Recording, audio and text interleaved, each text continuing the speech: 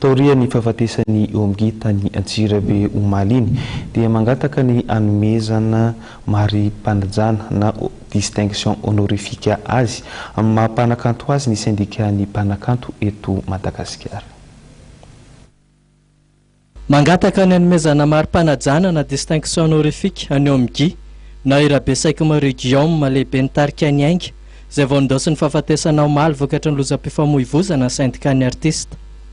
Anisan'ny mpanakanto nanana ny lazany teto amin'ny firenena ny tarika ny Ainga izay nisany eo amin'ny fony fahavelona. Dia nangataka izay sady efa ankora teo koa izay zavatra izay hoe satria mbola tsy nahazo titre honorifique mihitsy ny Zokomgi ny lasa iny dia mba tsara angamba raha menan'izay mari-boninahitra izay izy.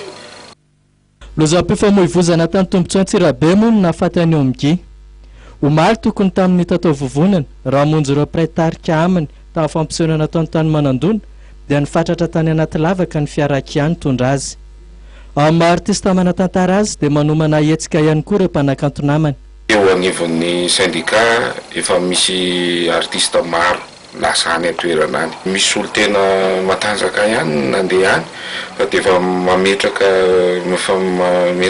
ny fiaraha-miora amin'ny fianakaviana sy ny mpakafy ny Ainga rehetrarehetra sy ny tarika angamba.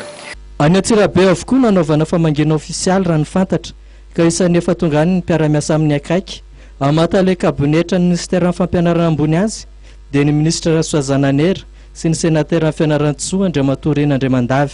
Ny ala ato Antsirabe ny tolakandro teo nofo mangatsika ny amin'ny ka nentina ny todidoha ny Ambohimasoa.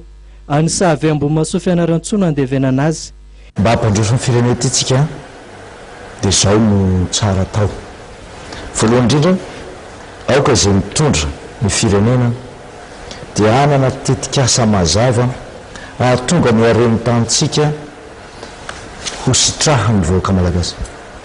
Izany hoe raha tsoriko ataovy misitraka ny tombotsoan'ny taniny ny vahoaka malagasy. Izay ny rôle voalohany atao hoe filoha sy ny fitondrana izay mitranga. Ny ekipa rehetra eto amin'ny groupement TV dia mirary fiononana feno ho an'ny tarika ny Ainga sy ny fianakaviany.